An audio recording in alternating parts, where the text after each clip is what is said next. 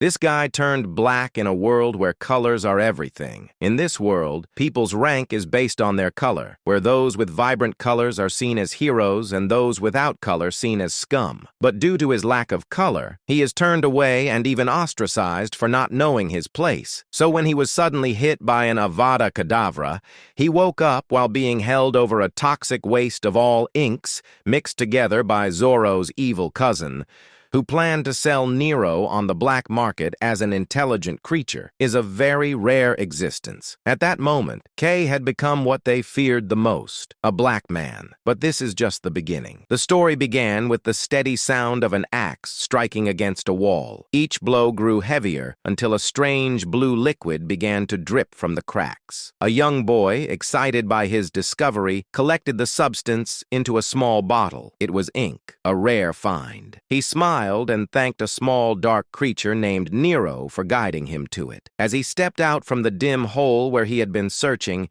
he wondered if bringing this back would finally make the pioneering corps accept him. Emerging into the light, he gazed at the city ahead, its center glowing with brilliant, shifting colors. In the bustling city, crowds had gathered to watch a group known as the colorists. Their bodies shimmered with vibrant hues, drawing admiration from everyone around. People whispered about how the colorists had defeated another giant creature that day. To them, these individuals were heroes, protectors of the shining city. As long as they existed, the city would remain safe. Far from that brightness, in the shadow district on the edge of the city, another group stood in line before a building. It was the testing site for the C-rank Pioneering Corps entrance exam, open to anyone possessing color. They dreamed of exploring the Blacklands and earning glory, but not everyone was welcome. The young boy, still clutching his bottle of ink, was thrown out before the exam even began. The guards told him to leave, reminding him once again that this was not a place for people like him. Frustrated, he shouted back, demanding to know why. He showed them the ink he had brought, insisting it proved his worth. A man with red hair stepped forward and asked if he really needed it spelled out for him. He was colorless. The word struck the boy like a blow. The man continued saying that everyone was born with their roles already decided, but sometimes fools who didn't know their place appeared out of nowhere. Flames rose from his hand as he warned the boy to listen carefully. People like him didn't belong there. The fire roared toward the boy, who flinched in fear.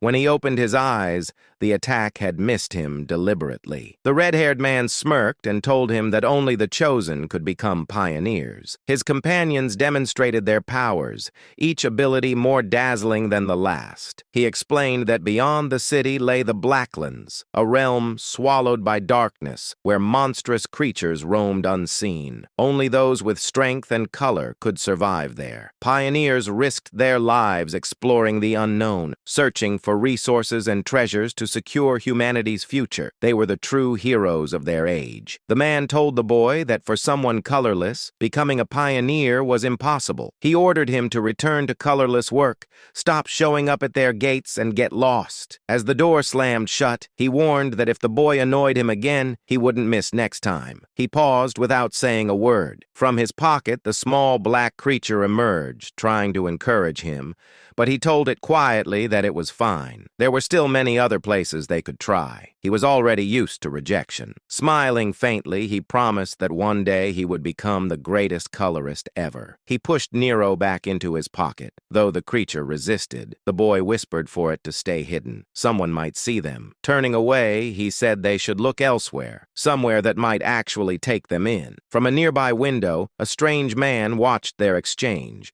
a faint grin crossing his face. After hours of searching and being turned away from one place after another, the boy reviewed his list, crossing out another name. He sighed heavily. Another failed attempt. It couldn't be helped. Eventually, he arrived at Mari's workshop. She was another colorless like him. Seeing him at the door, she greeted him warmly, saying, "Welcome back. Judging by your face, it didn't go well again, did it?" He nodded silently. She smiled with gentle confidence and told him that people simply didn't recognize talent when they saw it. In her eyes, he was probably stronger than most pioneers already. He shrugged, saying that it didn't matter how skilled he was. No one would ever accept a colorless into the corps. Mari reminded him that despite everything, he still managed to return safely from the Blacklands every time his abilities were already proven. He corrected her softly, saying it was only possible because Nero always helped him. Then, changing the subject, he asked if she could buy the ink he'd found. She agreed happily, saying she'd pay him well for it. As she poured the ink into her energy device, she sighed of relief. Lately, it had been hard to get supplies. The boy commented that it was because the city kept pushing to increase the number of pioneers. Mari nodded, saying their entire livelihood depended on ink. She looked at him with concern. He was willing to work hard at anything, yet no core would take him in. Calling him Kay, she asked if he had thought about what she told him before. He admitted he hadn't. The place she mentioned seemed out of reach. Before he could finish, Mari placed a paper on the table in front of him. She said firmly, "You have to try everything. You never know how things might turn out. This could be your chance." He picked up the sheet and froze when he saw the name. Dawn Pioneering Corps, an S-rank unit. He had always assumed he'd fail if he tried there. Could his skills really be recognized at such a level? Mari told him it was a great opportunity, one based on ability. If he truly wanted acknowledgement, this might be the moment. She smiled and reminded him that he had wanted to be a colorist since they were kids. She'd always support him no matter what. Kay smiled back, saying he couldn't afford to hesitate any longer. He picked up the application sheet for the Dawn Corps and thanked her before leaving. Mary called after him, telling him to take care. Walking alone through the narrow alley,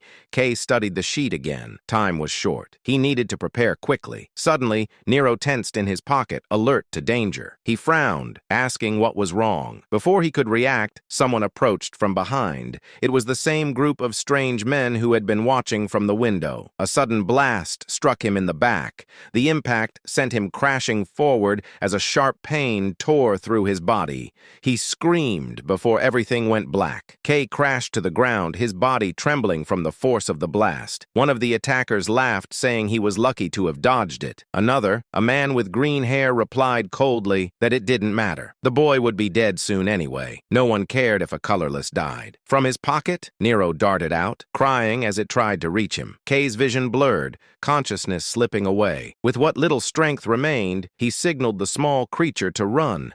When Kay next opened his eyes, everything was dark. The air was thick with a stench of decay. He realized he was lying in a deep pit, a place reeking of danger. Above him, the green-haired man sneered, saying it was unfortunate for him to still be alive. He explained that this was an ink waste pit, a place where all kinds of inks mixed together, creating a deadly poison that dissolved anything human. He said it was perfect for disposing of unwanted bodies. Kay's voice cracked as he asked who they were and why they had attacked him. The man grinned, amused. He said they were just as surprised as he was. They hadn't expected to find such a treasure in the Shadow District. Turning his gaze to a nearby cage, he revealed Nero trapped inside. A creature intelligent enough to follow human commands, he said, was a true rarity, something that could fetch a huge price on the black market. Kay's heart sank. Rage burned through the weakness in his limbs as he shouted for Nero. He struggled to stand, calling the green-haired man a bastard and demanding he let go of his friend. The man mocked him, saying, "A colorless trying to be scary. That's pathetic," he said, grabbing Kay by the collar. "It's too good for someone like you to have a creature like this." Kay realized too late how careless he'd been. He had endured years of insults and discrimination, but losing Nero, his only family, was unbearable. His face twisted with anger. He growled, "Don't mess with me." The man suddenly froze. Darkness began to seep from Kay's hand, swirling like ink coming alive. A sharp pain shot through the green-haired man's body as he felt something pulling, as though the very life was being drained from him. Panicking, he threw Kay into the pit. "Disgusting," he muttered, backing away. Kay plummeted into the thick black liquid. Above, the two men laughed, saying it was over, all cleaned up. Now they said they were rich. Nero's cries echoed from the cage above, faint but desperate. Kay's body refused to move. He could still hear Nero's cries growing louder, echoing through the darkness. darkness. He wondered, was this really the end? After everything, would it end like this? No, he still had that promise. Suddenly, a voice echoed in his mind, cold and distant, inquiring, "Why are you just standing there? Why aren't you doing anything?" He couldn't respond, only gasp weakly. The voice grew louder. "Will you just let it end like this? Save Nero. Take it all in. Don't hesitate. Accept it. Your true color. Now take it back. Your true color." Black energy surged around him, spiraling upward. He felt it flooding through his veins, merging with every part of him. He opened his eyes to find himself in a vast white void. A faint silhouette, a shadow of light stood before him. Looking at his hands, he whispered, "What is this? What's happening?" He realized he was inside the ink itself, surrounded by endless stillness. His memories blurred, he thought. "Who am I?" But then Nero's cry pierced through the silence, louder and louder, calling out to him. Lifting his head, he could see them again, the two men and Nero still trapped and crying. His heart burned with determination. He had to save Nero. He thrust his arm upward. The pit erupted. Every drop of ink exploded outward, flooding the area. The men screamed in shock as the black liquid vanished in an instant. From the pit, something massive began to rise, a form shrouded in pure darkness. The green-haired man stepped back, his face pale. He whispered, "No, no way. This can't be." A deep black hand rose from the pit and reached for them. Meanwhile, the chemical factory had been completely destroyed, and many people were gathered around, and many officers were stopping them from going further. And among them, an old man shouting says that he clearly saw what exactly happened here, and one officer is noting down his words. He says, "A huge black hand suddenly appeared and it destroyed this whole place." And the officer listening to him says, "Yes, yes." Then the old man says, "I'm sure it did. It ripped that whole area to shreds, I tell you." The old man added, "Are you even listening to me properly?" On the other side, a green-haired man is being taken away on a stretcher whose entire color had been sucked out from inside him, because of which he now looked like an old man. And some pioneers look at that pioneer. The red-haired pioneer says, "Fortunately, it seems these two are the only victims." The female pioneer says, "Yes, they're Beer Pioneer Corps members. Their reputation wasn't very good." She adds, "I just don't get it. What in the world happened for them to lose all their color?" The red-haired pioneer says, "Well, that's important too, but let's set it aside for now. We came all the way here because of the large creature that appeared in the city." Just then, an officer calls the pioneers and calls them, "Sir," and the two pioneers turn toward him. The officer politely says, "It's an honor to meet you. I'm the one in charge of the site. What brings such busy people to Shadow District?" Red Hair says, "No need to be so tense. We just received a request to investigate the creature. I'd like to see the scene myself. Can you show us around, officer?" The officer says, "Ah, yes, right this way." And the two pioneers enter the chemical factory and start investigating. Then Red Hair notices black color, which is black ink, and he touches it to check. The female pioneer is also investigating and looking at the surroundings and says, "There really are traces left by a creature. We have confirmed the locations of all recently reported large creatures, but for one to suddenly appear inside the city like this, even if it is an outer district, something's off inside the city. The only creatures we ever see are harmless small types, if a new variant has appeared." Red Hair says, "Let's not jump to conclusions just yet. More importantly, how are we supposed to track this thing? What a headache." On the other side, Kay is unconscious, and Nero is trying to wake him up. He climbs onto his face and wakes him, and Kay hears Nero's voice and suddenly wakes up. He says Nero's name, and seeing Nero safe, he becomes happy and asks him if he's okay. Then he sighed in relief and inquired, "What exactly happened?" "It was definitely because of those bastards when they dropped me into the ink." He begins remembering everything from a few moments ago, and his eyes widen. Then he looks at his hands to check if they are still completely covered in black ink, but he finds that his hands have become normal. Then he looks at his hair, which had now turned black, and he inquired, "How is something like this even possible? And why is it so dark here? I can't see anything." Just then, Nero starts running in a direction, and Kay tries to stop him.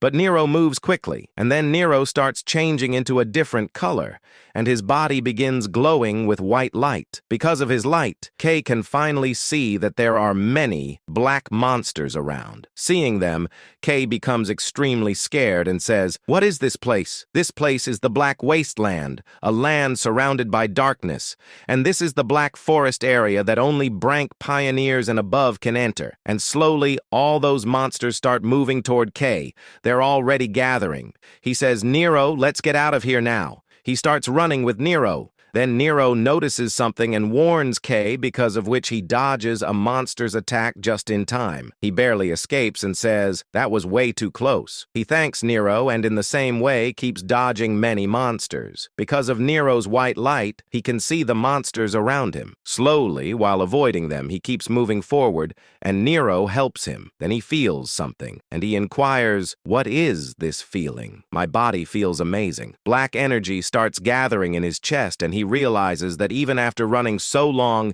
he hasn't felt tired at all. He says, "I ran for so long, but I'm not tired at all, and I can move so much faster and more nimbly. My whole body is overflowing with power." Then Nero senses another monster attack and warns Kay quickly. The monster is extremely close, making it very difficult to dodge. When Kay turns back, the monster opens its jaw to eat him. Kay shuts his eyes, thinking he's going to die. The monster bites down on Kay's arm when he lifts it, but Kay feels almost nothing. Instead, the monster's teeth break. Seeing this, Kay is shocked. How can a monster's attack have no effect on his body? The monster runs away in fear, and Kay looks at his arm, which is completely fine. He says, "I was sure that would be a fatal wound." So, this is the power of a color. Then Nero appears in front of him, trying to tell him something. But suddenly, a huge monster appears before Kay, and when he sees it, he freezes. The monster is truly enormous. Its name is Cyclops. Seeing Cyclops in front of him, Kay's eyes widen,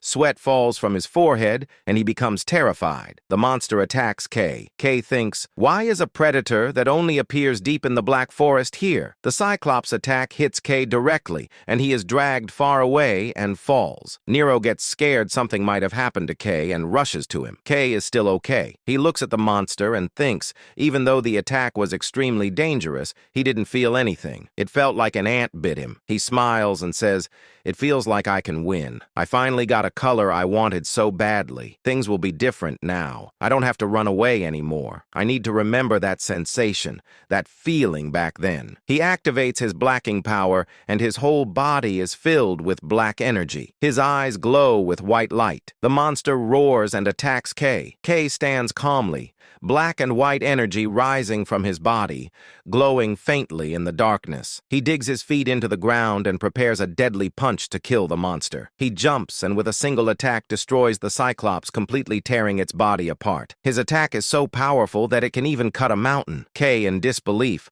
looks at how he destroyed the Cyclops. His face shows no reaction. He remains suspended in the air, but then he sees something that makes him stop. He sees light. He sees many colors. His eyes widen. Before him is a beautiful, colorful world. Green everywhere. Clear blue sky, white clouds, mountains, and landscape. Seeing this scene, he is amazed. He thinks this place is so colorful, but then his black power begins disappearing. He is about to fall. Kay becomes confused and inquired, "Why is my power fading?" His hair turns white again. He looks down and screams loudly as he falls into the forest. Nero rushes to him to check if he's okay. Kay sees that his color is normal again. He has become colorless once more, and he says, "So the more I use my power, the more it gets used up." No. If this keeps up, Kay panics. If he loses his power, people will bully him again. They will look down on him. But then from inside him, a voice appears. Some entity says, "What are you doing? Your prey is right in front of you.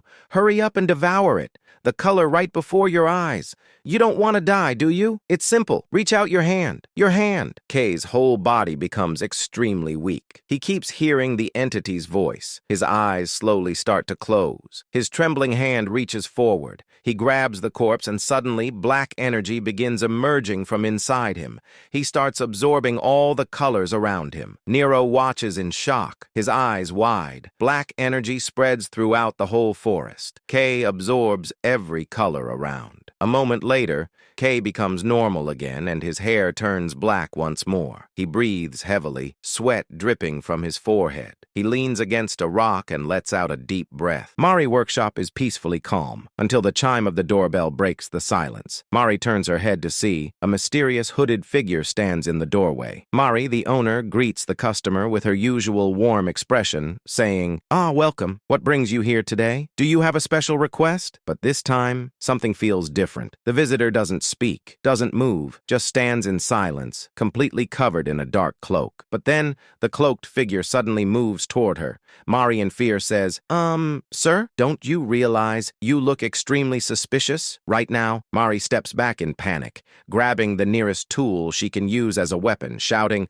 Stop! If you come any closer, I'll blow you away! But the cloaked figure doesn't stop. He advances, slowly, silently, and said, Wah! And Mari in fear shouts, Stay back, you! The stranger pulls back his hood, revealing his face, and with a calm voice answers her panic. Calm down, Mari. Seriously, it's me. And suddenly the fear disappears, replaced by total confusion. Her eyes widen as reality hits her, inquiring, Kay, what happened to your appearance? When she knows what happened, Mari shaking with anger, gripping tools. She clenches her teeth, her entire body trembling. But this time, it isn't fear, it's rage. And she shouts, I'm so pissed! I won't forgive those bastards! Furious, she raises her wrench like a war hammer, saying, They deserve to have their heads smashed with this hammer! She charges wildly, but Kay steps in just in time and says, It's fine, Mari, you've already gotten your revenge. Slowly, she lowers the wrench and exhales, saying, Yeah, you got a bit carried away. I was worried since we lost contact. Something like this never happens. Her anger softens into relief. Mari, smiling, saying, Still, I'm really glad you're safe. Kay says,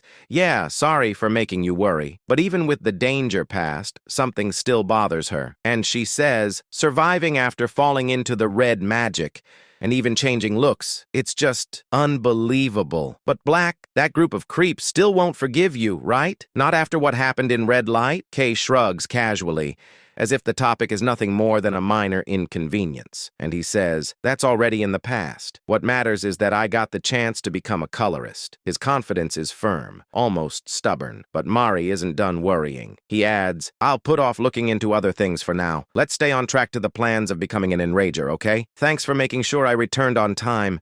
And, well, alive, Mari. So could I borrow some clothes or spare gears? I promise I will return it later. She sighs, frustrated, saying, Again? How many times has this been? But she catches herself and forces a smile, saying, Still, consider it an investment in a future colorist. Her mood shifts in an instant, and she grabs his wrist and pulls him toward the workshop's back room, eyes sparkling with excitement, saying, Follow me! I happen to have the right items for you. They'll fit you perfectly. The next day, sunlight pours over a massive structure, a towering coliseum bustling with excitement, crowds climbing the stairs toward the arena. Kay arrives with the flow of people, heading inside for one of the biggest events of the year. Inside, the arena is packed, thousands of spectators filling every seat. One in nervous says, Wow, this is insane. I've never seen so many people. Another says, Don't panic, just act like you're used to it. The chatter rises as participants gather in groups. One participant says, Hey, don't blame them. It's natural to be nervous with such fierce competition. The guy smiles, saying, I never imagined the day would come when we'd take the test for the Dawn Pioneering Corps. We actually made it this far? Another participant replies, Yeah, that makes sense. Joining the colorist tournament is basically a dream for every aspiring colorist, isn't it? Then the tone shifts, as the conversation turns to the true stars of the city, and those silhouettes of powerful elites glowing with bright colors, who the ones making this tournament so important. As an early colors, they have multiple high-class colorists. They're literally called the Hope of Shining City. Then every eye turns toward the glowing figures, the elite colorists who represent the city's strength. And the green guy says the only problem is that many strong candidates have gathered here. One of them is this blue-haired girl and a tall man beside her, both radiating confidence. She is the second daughter of a traditional colorist family and a famous bounty bounty hunter. And they aren't the only elites here. Even recent ranks, well-known rookies are here. But then, everyone's attention shifts to one figure. And one guy says, but still, the one attracting the most attention is that guy, right? At that moment, a green-haired swordsman walks through the crowd,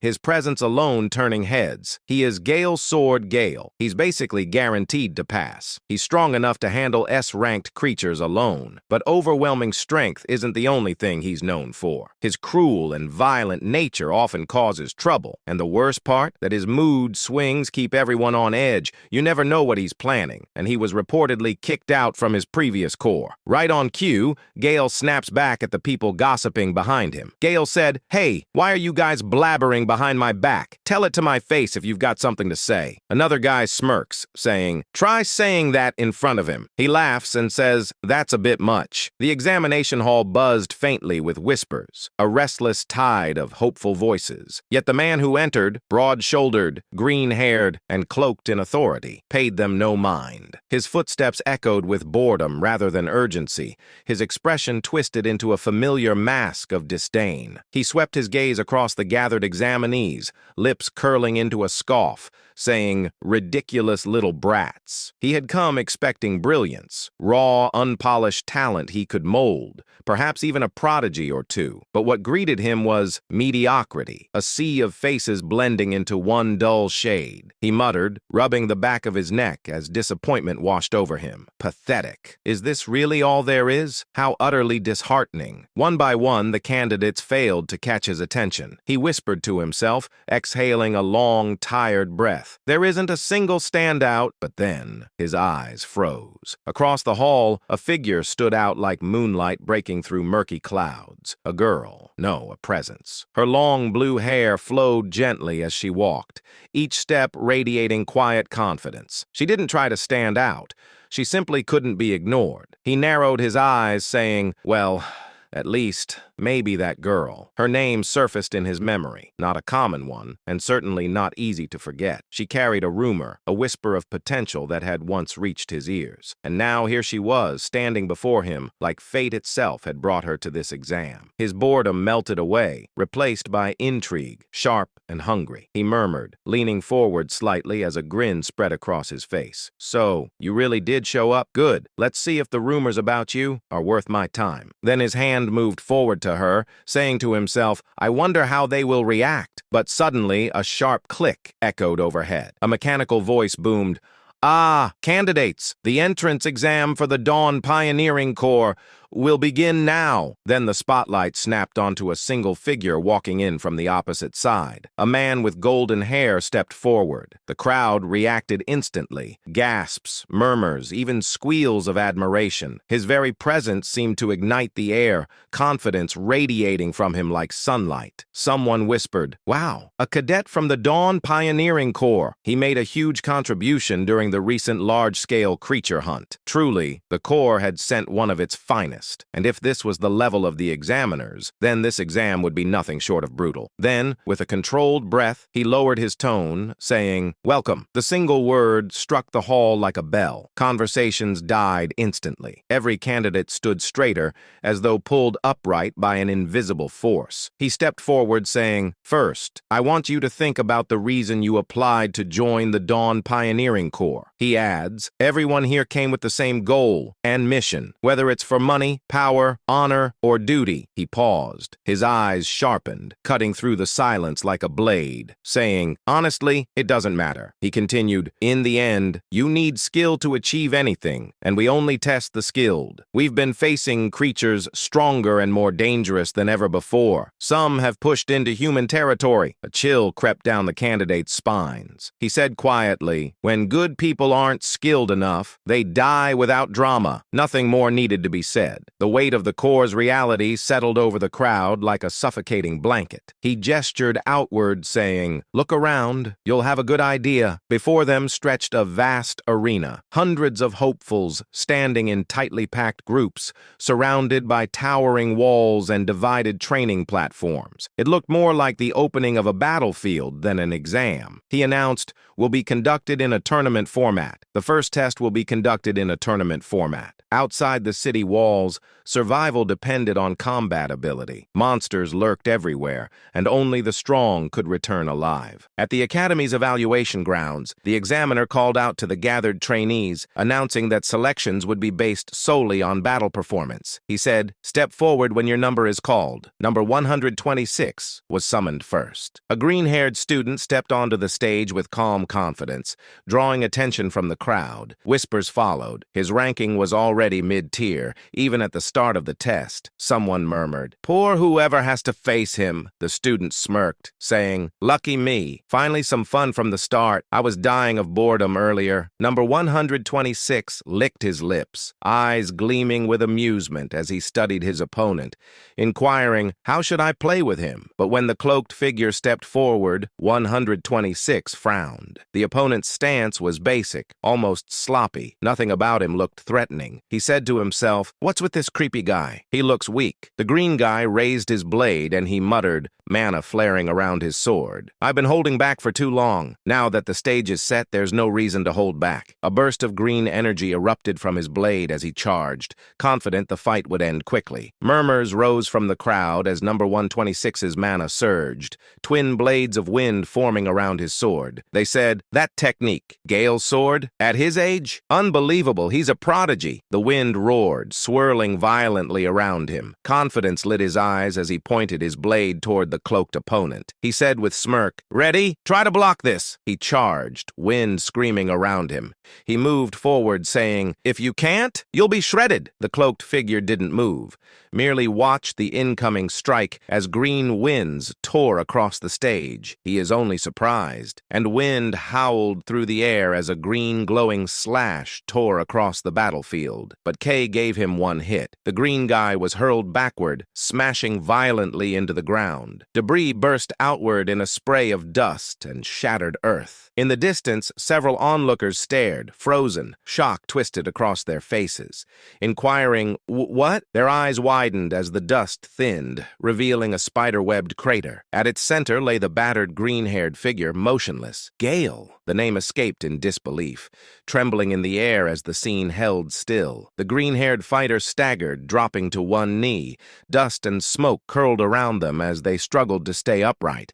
Their voice trembled with disbelief, saying, "And that too, in one hit. How is this even possible?" A short distance away, the black-haired man, Kay, lowered his raised hand, exhaling softly, saying, "Ah, that startled me." His tone was calm, almost casual, despite the devastation behind him. Then one shouted, his eyes widened slightly, "Wait, I'm not missing the mark at all?" Inquiring, Black is the same color as creatures." A blonde observer stared at him, stunned. Another person beside them murmured, "Can a human even have that color?" Snow swirled lightly as the black-haired man stood alone, the wind brushing past his cloak. He stared at his own hand as if assessing something unseen. While they inquiring, "So Gale dropped? He was taken out in one hit. Is this all the power of the beast?" Our boy looked around, asking himself, "Did I make a mistake? I think no. LOL. The tournament continues with intense battles. In one match, a terrified candidate launches sharp stones, but Kay charges forward, easily evading them. He closes the distance instantly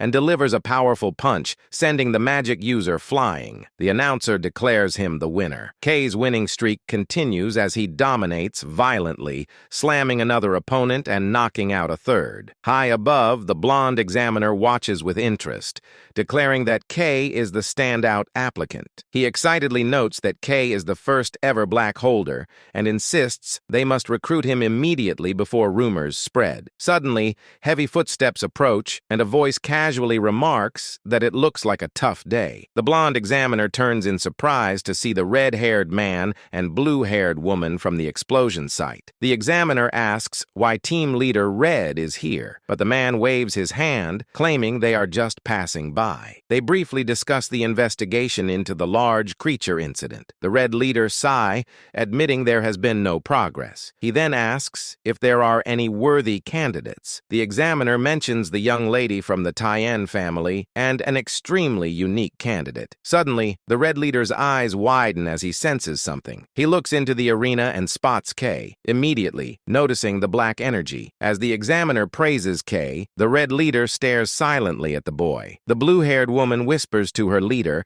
asking if that kid is connected to their investigation. The red leader confirms it is likely him. Internally, the red leader concludes that a new color appearing right after the incident in the Shadow District is too big of a coincidence to ignore. He decides to keep a close watch on Kay for now. Unaware he is being observed, Kay looks at his clenched fist, smoking with dark energy. He is thrilled by his incredible power, realizing that becoming a pioneer is finally possible. However, he recalls the physical toll the transformation took and warns himself to be careful. He knows that if he overuses this power and loses his color mid-fight, he will be defenseless. A massive surge of freezing energy erupts from the arena, creating a wall of ice. Ellie Cayenne stands calmly amidst the cold mist. The announcer declares number 17 the winner, revealing she has encased her opponent in a solid block of ice. The spectators, including Kay, watch in awe, commenting that the Tien family's color is always impressive. As Ellie walks down the stairs, Kay watches her, wondering how anyone could defeat such overwhelming magic. Suddenly, Ellie stops as she passes Kay, staring directly at him with a sharp, curious gaze. Her blue eyes narrow suspiciously as she scrutinizes him. Without a word, she turns and continues walking,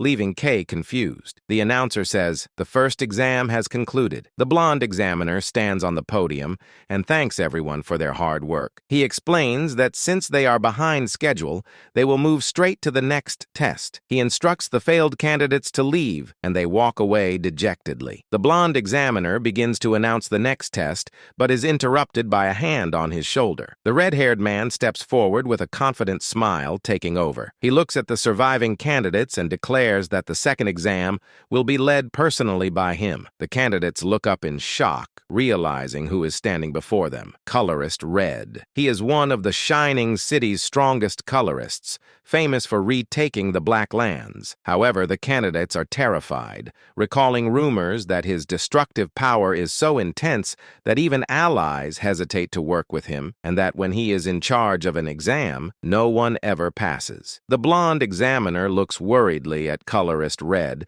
asking if he is sure, warning that the captain will scold him for changing the exam format. Red laughs it off, stating he gets nagged every day anyway. He announces that the test is simple and tells the crowd to just endure as his body erupts in massive flames. A giant wave of fire surges toward the terrified applicants, forming individual spherical barriers around each person, trapping them. The candidates panic as they are enveloped in intense heat. Red explains that he has recreated the environment of a certain region, noting it will get pretty hot. He illustrates that the Black Lands are full of extreme environments where humans can barely survive. He belittles the current test, claiming this heat is nothing more than a warm stove. With a serious expression, Red reiterates that if they endure, they pass. However, his eyes narrow coldly as he adds that anyone unable to withstand this heat never had the qualification to become a pioneer. Inside the fire spheres, the candidates are suffering. One man realizes he cannot scratch the barrier. While others scream in agony, they wonder in terror what kind of hellish place the Black Lands must be if this is considered mild. Watching from the side, the blonde examiner notes that despite rumors, Red's skills haven't dulled. He marvels at Red's incredible control, observing how he instantly covered so many people. He acknowledges that this power is what one expects from someone at the peak. Suddenly,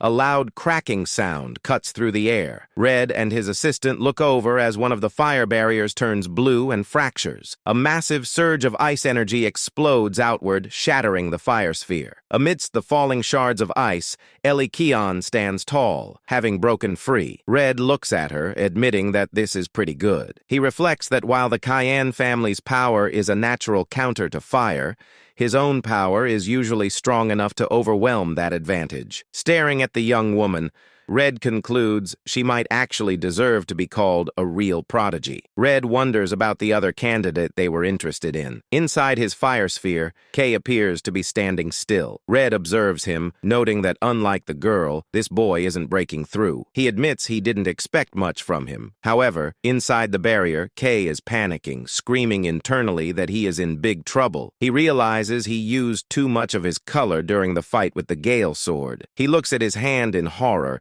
noticing his black energy is leaking out and draining faster in the heat. Kay imagines a terrifying future where his power runs out. He knows if he is revealed to be colorless, he will likely be experimented on. Desperate, he frantically looks for a solution, wondering if he can absorb something to replenish his energy. He stares at the wall of intense fire. A realization hits him. Since the barrier is made of a color ability, he wonders if he can absorb it. He looks at his hand, admitting he doesn't know the limits of his absorption power. Deciding he has no time to think, he resolves to find out. He reaches out and touches the swirling wall of fire. Immediately, a violent reaction occurs, and Kay is shocked that direct absorption is working. The fire barrier begins to warp and twist, drawing the attention of nearby candidates. A massive vortex of black energy erupts from Kay, sucking the red flames into his hand.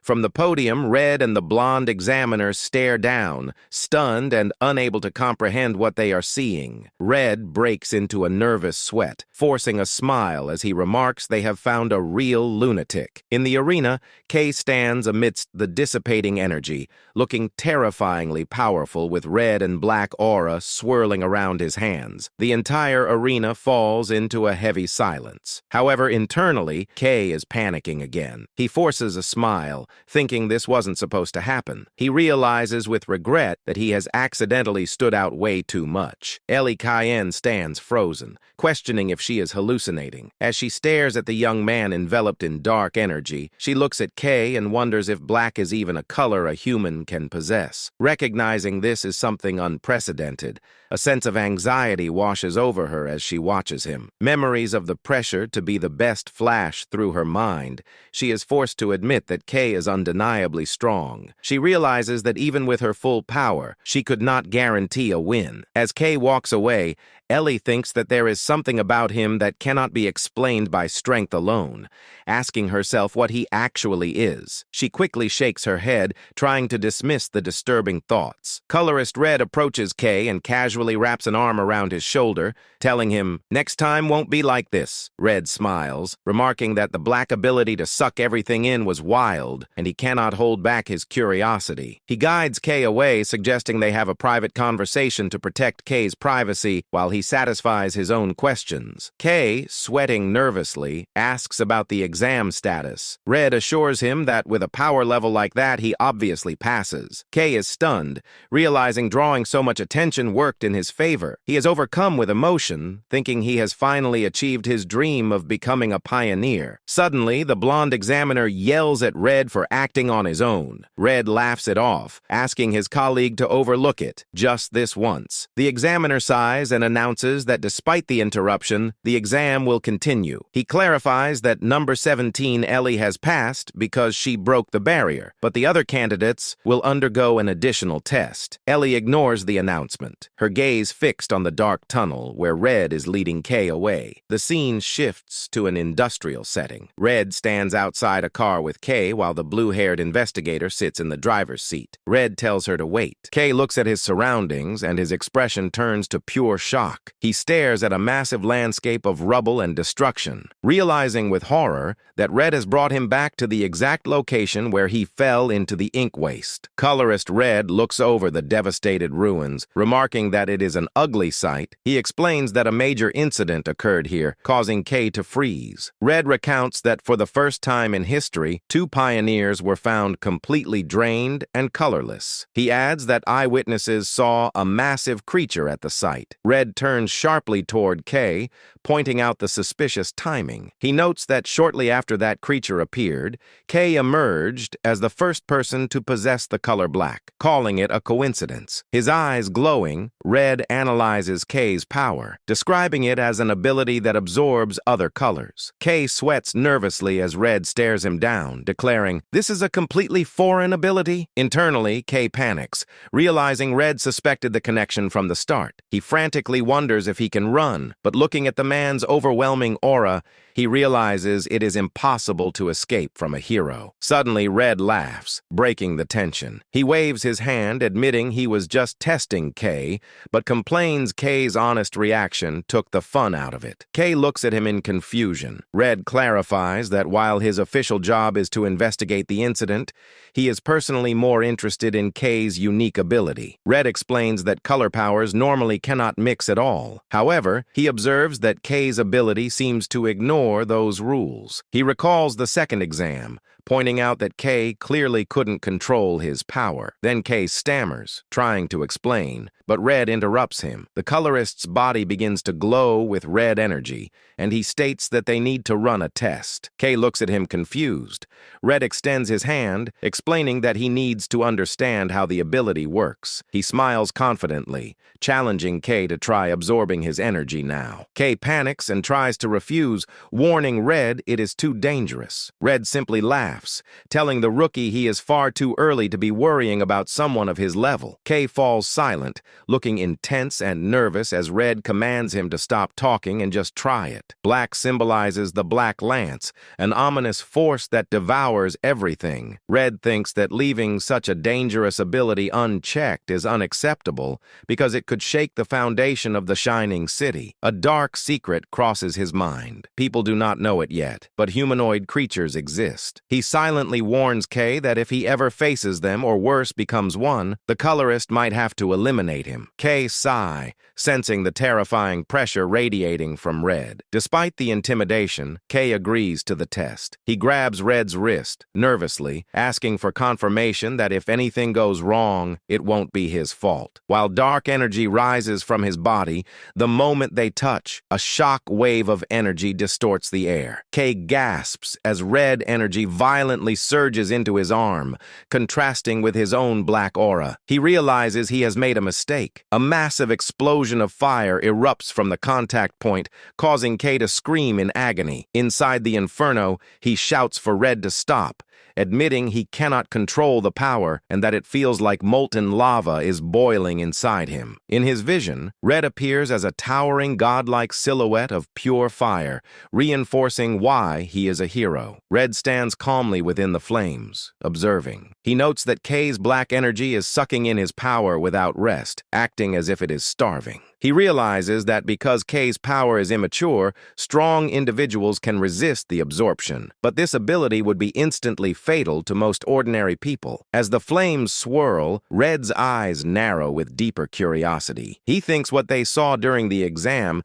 cannot be the full extent of the ability. He decides he wants to know not just how K absorbs colors, but how those absorbed colors are used. The situation escalates as the energy between the two violently reacts. Red watches as the black energy from K's arm begins to warp and spike, mixing with the red aura. Suddenly, a massive explosion of red and black energy bursts outward.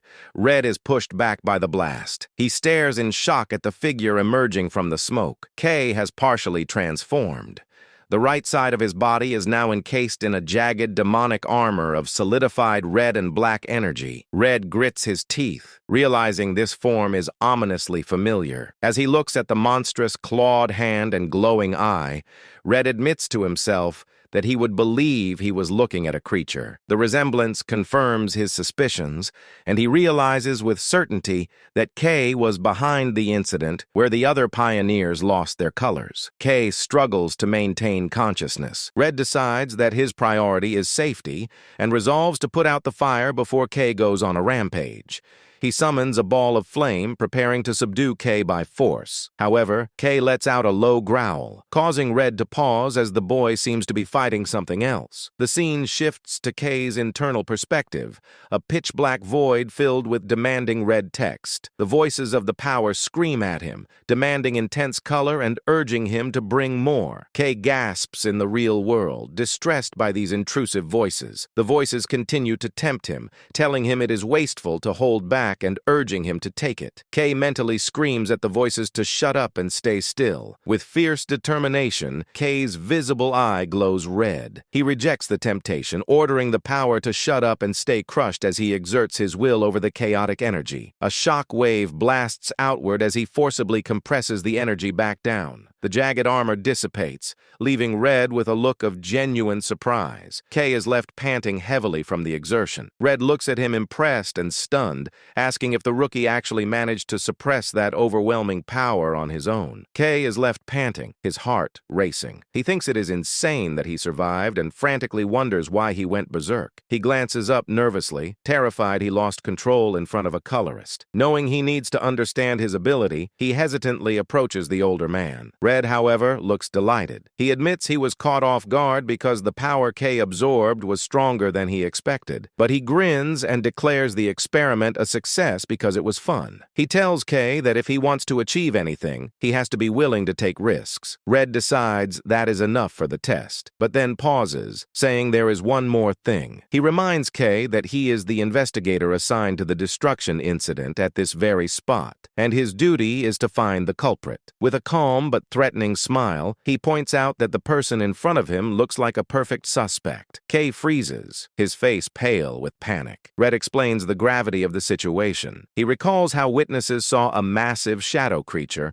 warning K that more people are interested in this case than he thinks. He argues that once rumors about K's black ability spread, it will be easy for authorities to pin the blame on him. He gestures to the ruined industrial district, noting the damages will cost hundreds of millions. He adds that if the city leadership decides K is too dangerous, he could be banished or turned into a lab rat. K grits his teeth in frustration. Realizing he is trapped, he knows there is no way to prove his innocence. Suddenly, Red offers a lifeline. He suggests that if K agrees to come under his command, he might be able to do something. Without a second of hesitation, K bows at a 90-degree angle, loudly shouting that he puts himself in Red's care. Red tells him to listen to the full condition first. He clarifies he won't fix everything for free. In exchange, K will have to grant him a few favors. He asks if K thinks he can handle that. K forces a desperate, trembling smile.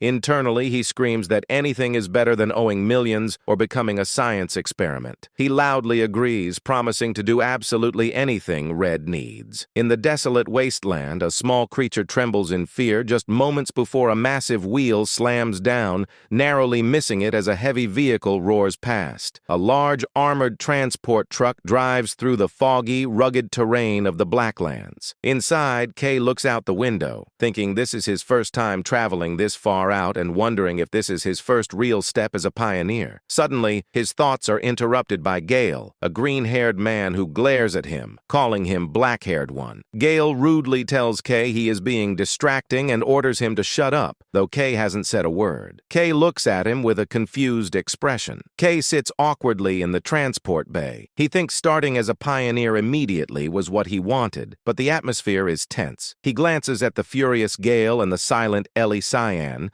questioning if being on the same team is the right move. A flashback reveals a conversation from the day before. Red asks a surprised K if he is ready to join the exploration, explaining he needs him to go to a specific spot in the uncharted area. Seeing K's nervous expression, Red laughs and tells him not to worry. Red shows K a map, assuring him he won't be alone. He explains that new recruits who pass the exam will also be deployed to the area and that the official roadmap will be announced soon. K just needs to be at the location on time. Back in the present, K looks at his teammates, noting they were already on the truck. It is revealed that because Red's interference compromised the previous exam, the participants were given another chance. Many skilled individuals, including Gale, passed strict additional tests. Meanwhile, Ellie Cyan, the top-ranked rookie, joined joined Red's team at her own specific request. Gale stares at Kay with intense resentment, unable to believe he was humiliated by a fool. He thinks back to their fight, convinced he only lost because he let his guard down for a moment and vows it won't happen again. He threatens Kay, warning him to be ready once the exploration ends. He mutters that if Raven hadn't been behind him, Kay would already be dead. Ellie Cyan interrupts coldly, telling Gale to stop talking, mocking him that he would probably fall in one hit again. Gale turns to her in fury, asking what she just said. Ellie dismisses him, stating that Gale is no match for Kay. Kay looks at Ellie with surprise and hope, thinking maybe she is someone he can relate to. However, Ellie turns her cold gaze to Kay, confusing him by mentioning a past agreement they supposedly made. She glares at him, stating that the loser needs to stay quiet and follow orders, leaving Kay bewildered. Kay stands awkwardly between the two hostile pioneers, feeling the pressure. He sighs, realizing the team dynamic will be difficult to manage. The scene shifts as the transport vehicle moves across the dark waters of the wasteland towards a distant facility. The vehicle arrives at a bustling loading dock with workers moving supplies. The group disembarks. Kay, Ellie, Gale, and the other recruits walk out into the forward base for the Dawn Pioneering Corps. Kay is in awe of the high level of activity, noting the S-rank Corps' exceptional supplies, something he didn't realize when he ventured into the Blacklands alone. Suddenly, a finger pokes Kay's cheek, startling him. He turns to see a smiling Marie, who cheerfully explains that since this is his first mission, she had to come along to support him. Mari opens her jacket, revealing Nero has tagged along. Kay holds the black cat, thanking Mari for taking care of him. She smiles warmly, saying Nero is family. She explains she got a great opportunity to join the exploration team as support staff, stating her skills are useful here. A loudspeaker announces it is assembly time. The crowd of pioneers stands in the gray wasteland as the announcement continues that they will soon enter the Blacklands. Kay hands Nero over to Mari, telling her to take care of him. Mari warns him not to do anything dangerous, and he smiles, telling her he will see her later. Mari hugs Nero, but the cat suddenly leaps out of her arms, startling her. She shouts Nero's name as the cat runs toward Kay and sinks into the shadow on the ground. Mari's eyes widen in shock at this unnatural movement. She stammers, trying to call out to Kay, confused. The group arrives at a dark, fortified cave entrance. At the front, a woman with bright orange hair and a white coat shouts for everyone to prepare, announcing a new recruit is about to enter the Blacklands. She yells that safety is the top priority. She warns that reconnaissance has reported unidentified dangerous creatures in Area 21, a very dangerous zone where an A-rank creature's body was found. Suddenly, a male pioneer runs up to the orange-haired woman, calling her Arancia. He nervously reports that the red team leader has brought the new recruits, but they have left their formation without permission. Arancia's eyes widen in shock, and she asks if it's true. The messenger confirms it, and Arancia sighs that guy is causing trouble again. The group secretly enters a dark canyon,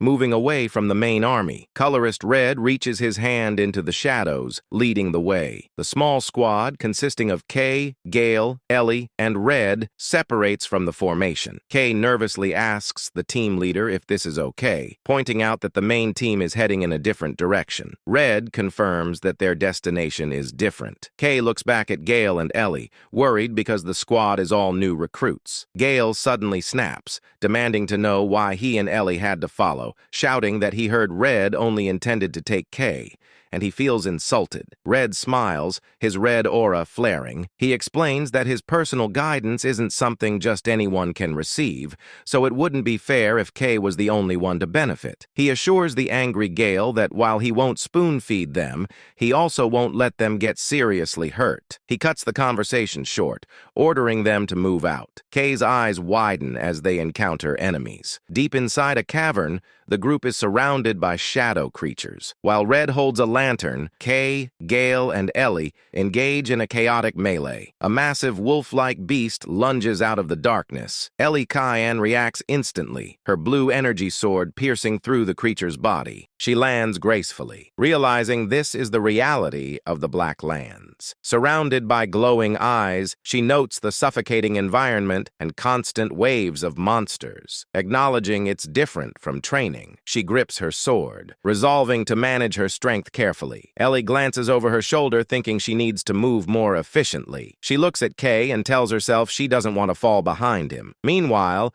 Kay grips a shadow creature by the neck and brutally crushes it with his bare hand. Ellie Cayenne looks at Kay with total shock. She asks him why he is not using a dropper. Kay hesitates, recalling the entry exam, and admits that he doesn't have one. He explains they are too expensive and that he feels fine fighting without one, leaving Ellie staring in disbelief. Gale is flabbergasted, shouting it makes no sense for a pioneer to have never used one. A dropper is an essential tool for pioneers used to infuse weapons with color energy to fight creatures. To properly hunt these monsters, one must color them using a dropper. The group looks at Kay standing over the defeated enemies, and they question how he managed to defeat them bare-handed without the essential tool. Gale's hand trembles as he grips his own weapon. Realizing the gap in their abilities, he recalls the humiliation of the exam. Realizing he couldn't even scratch someone who wasn't using a dropper, Gale grits his teeth in frustration. He glares at Kay's back, swearing to himself that he will crush Kay with his own hands one day. As they continue deeper into the cave, Red leads the way with a lantern, while Gale follows, seething with anger. Red glances back at his squad with a smirk, thinking it is not bad to see two geniuses being motivated by a rookie. He smiles, believing things are only going to get more interesting.